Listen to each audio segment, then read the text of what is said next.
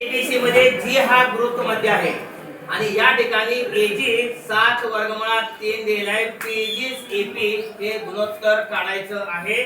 आपल्याला माहिती आहे त्रिकोणाचा जो गुरुत्वमध्य आहे, त्रिकोणाच्या मध्यगा ही एपी मध्यगा आहे, बीजी मध्यगा आहे. त्रिकोणाच्या मध्यगा गुरुत्व मध्यामध्ये एकसंपाती असतात. तिन्हीच्या तिन्ही मध्यगा एकसंपाती असतात, एकाच बिंदूतून छेदून जातात आणि त्यांचं गुणोत्तर 2:1 असतं. त्रिकोणाच्या मध्यगा एकसंपाती असून 2:1 या प्रमाणात विभागतात. म्हणजे हे काय, एक असेल तर हे 2, एक असेल तर हे 2 आहे. लक्षात ठेवायचं, याच्या दुप्पट हे आणि याच्या निमपट हे. तुम्हाला एजी 7 वर्गमुळात 2 दिल्या, 7 वर्गमुळात 3. एजी काय दिल्या, 7 वर्गमुळात 3. ही 7 वर्गमुळात 3 दिल्या. ही x असेल, ही x असेल तर ही 2x. ही x असेल तर 2x. पण 2x बरोबर किती आहे, 2x म्हणजे एजी 7 वर्गमुळात 3. आणि मग x बरोबर याची निमपट झाली, याची निमपट झाली, भागिले 2 ना 3.5 वर्गमुळात 3.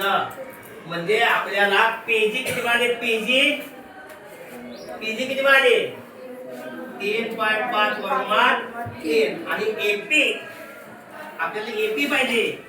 एपी ही 7 वर्गमुळात 3 आणि ती किती आहे,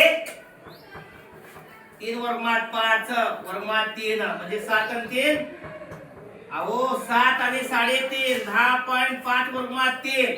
ही आहे 7 वर्गमुळात 3 आणि ही आहे 3.5 वर्गमुळात 3. ही एकूण किती झाली एपी, 10.5 वर्गमुळात 3. आपल्याला गुणोत्तर विचारलं याचं. चला काढूया. पीजी किती काढल्या, पीजी 3.5 वर्गमुळात 3. आणि आता एपी किती आहे, 10.5 वर्गमुळात 3. हे गेलं, काय राहिलं, 3.5 भागिले दशांश चिन्ह गेलं. दुसऱ्या ठिकाणी 35 भागिले 105. तो दशांश चिन्ह गेलं. 35 एके 35 तिरक 105. 1/3 म्हणजे एकाच 3 नंबर 4. समजलं?